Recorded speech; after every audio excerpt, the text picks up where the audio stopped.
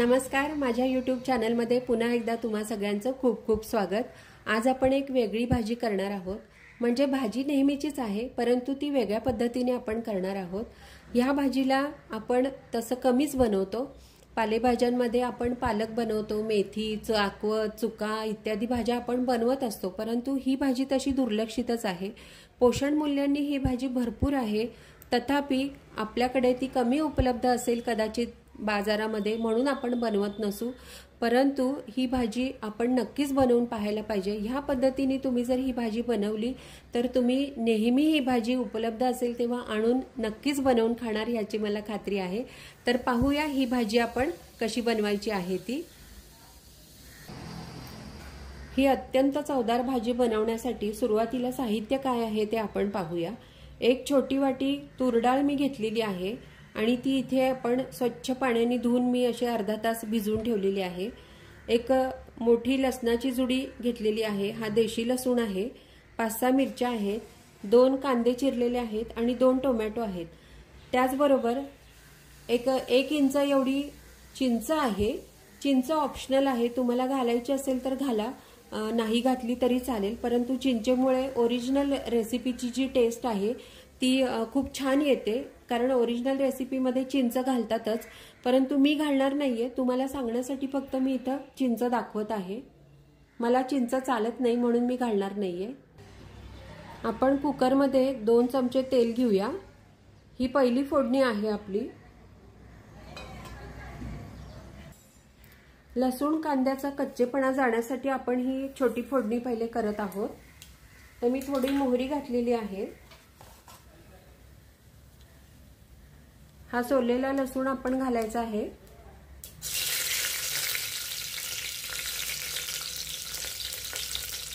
त्याचबरोबर या 5-6 हिरव्या मिरच्या आहेत। तुमच्या टेस्ट प्रमाणे मिरची तुम्ही कमी जास्त करू शकता। आणि हे असे ओबडधोबड चिरलेले कांदे आहेत।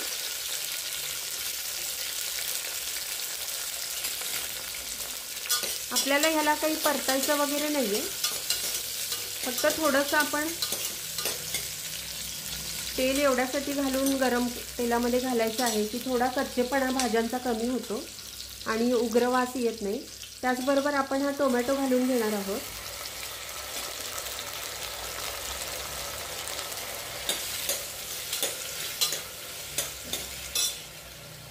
तुम्ही म्हणत असाल ही भाजी आहे तरी कुठली, तर ही भाजी आहे राजगिऱ्याची भाजी आहे। तर ही भाजी जी आहे ती आपण आता यामध्ये घालणार आहोत।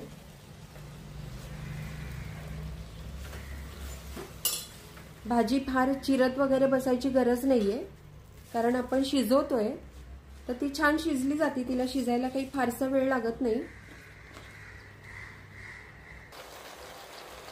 आपण ह्यामध्ये चवीसाठी मीठ घालून घेऊया।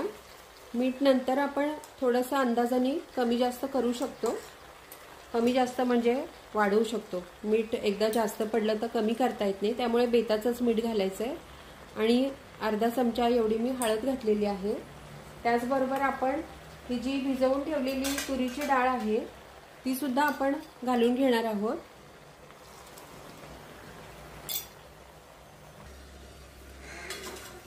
ही भाजी पातळ करायची नसते, साधारण घट्टच ठेवायची असते।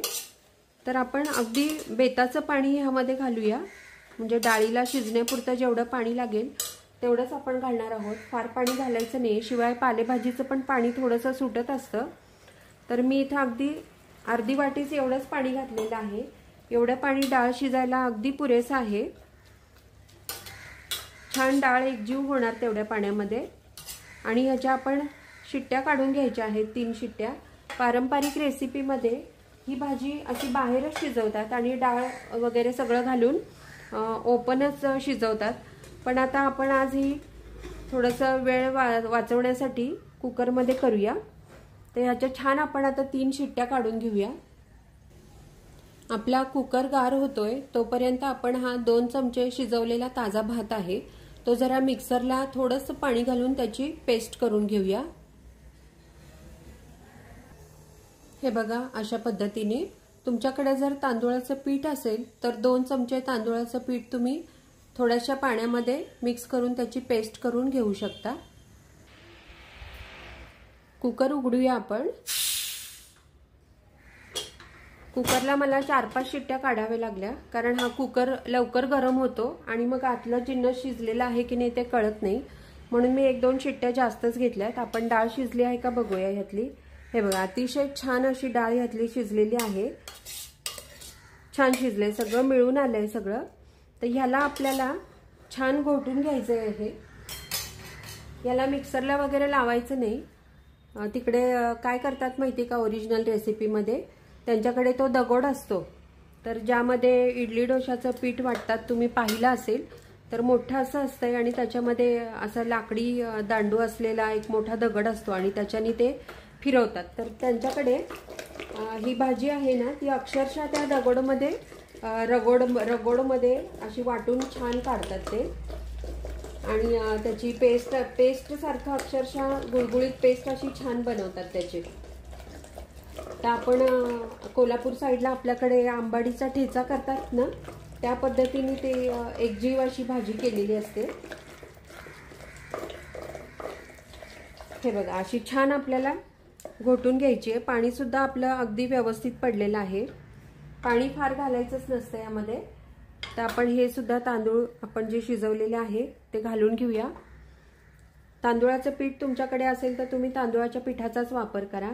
जेव्हा आपल्याला एखादी नवीन रेसिपी माहीत होते तेव्हा आपण जी बनवतो, जेव्हा त्याला आपण बनवतो तर त्या रेसिपीची टेस्ट ही सगळ्यात महत्त्वाची असते आणि इनोव्हेशन महत्त्वाचं असतं की आपण त्यामध्ये नवीन काय करतो। आता ही रेसिपी मी जी दाखवत आहे ती अगदी हुबेहूब त्यांच्याकडे करतात तशी जरी नसली तरी सुद्धा ही रेसिपी जवळपास तशीच आहे। आयडिया आपल्याला येते नवीन नवीन पदार्थांची, कारण आपली भारताची खाद्य संस्कृती इतकी प्रचंड मोठी आहे की आणि त्या प्रदेशातले पदार्थ सगळीकडे उपलब्ध असतीलच असंही नाही। त्यामुळे आपण आपल्या पद्धतीने आपल्याकडे जे उपलब्ध आहे त्यामध्ये आपण त्या रेसिपीची मिळती जुळती रेसिपी आपण बनवू शकतो। तर छान मी हे असं घोटून घेतलेलं आहे। आपण ह्याची फोडणी करूया। तर फोडणीसाठी आपण इथे 2 चमचे तेल घेऊया,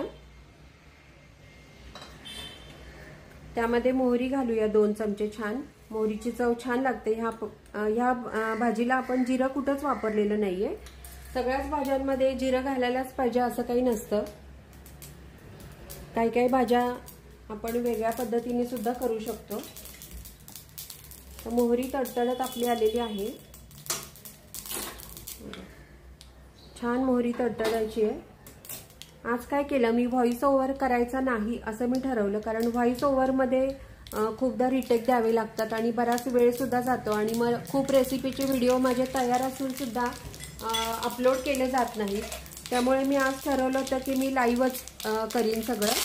तर आपण कढीपत्ता आणि मिरच्या घातलेल्या आहेत, लाल मिरच्या, आणि थोडं हिंग सुद्धा घातलेलं आहे आणि थोडेसे तीळ आपण घालतोय आणि गॅस बंद करते मी इथं। तिळाला काही वेळ लागत नाही तडतडायला, त्यामुळे मी आज सगळं रेसिपी तुम्हाला करतच सांगितलेली आहे आणि आजच्या रेसिपीला कुठलेही एडिट्स आपण लावणार नाहीये, कारण व्हिडिओ एडिट सुद्धा करावे लागत असतात। तर आज मी शक्यतो माझा प्रयत्न असेल की विदाऊट एडिट करताच मी हा व्हिडिओ अपलोड करत आहे। छान आपली फोडणी पण तयार आहे आणि भाजी पण तयार आहे। तुम्ही जरूर करून पहा ही भाजी। तुम्हाला हा व्हिडिओ कसा वाटला ते मला नक्की कमेंट करून सांगा। माझ्या चॅनलवर भेट देत रहा नवीन नवीन रेसिपीसाठी। व्हिडिओ आवडला असेल तर लाईक करा, शेअर करा, सबस्क्राईब करा। पुन्हा भेटूया अशाच एका नवीन रेसिपी सहित। Thank you.